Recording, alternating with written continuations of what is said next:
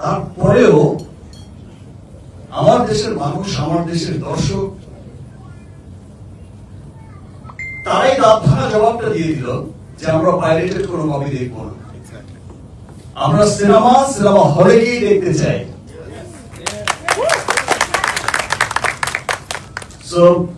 সত্যি আমি তাদের কাছে অনেক অনেক অনেক কৃতজ্ঞ যারা এরকম হীরের ভালোবাসা আমাকে সবসময় দিয়ে যাচ্ছেন।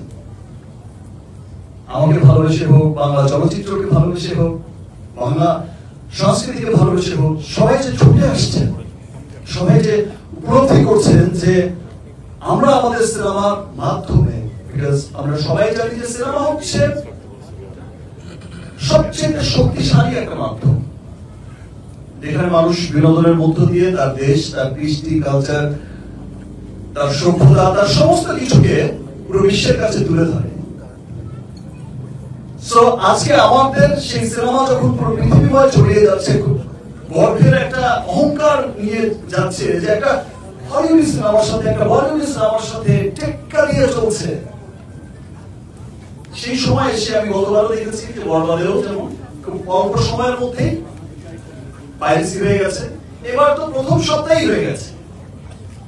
আপনি যে কথাটা বললো যে অন্য আর কোন বলে ফেলেছে, আমি আর কি বলবো।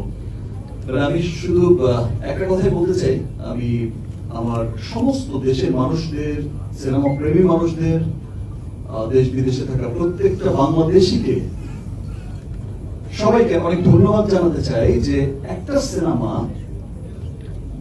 একটা কুচক্রী মহল পাইরেসি করে পাইরেটেড কপি ঘরে ঘরে পৌঁছে দিল।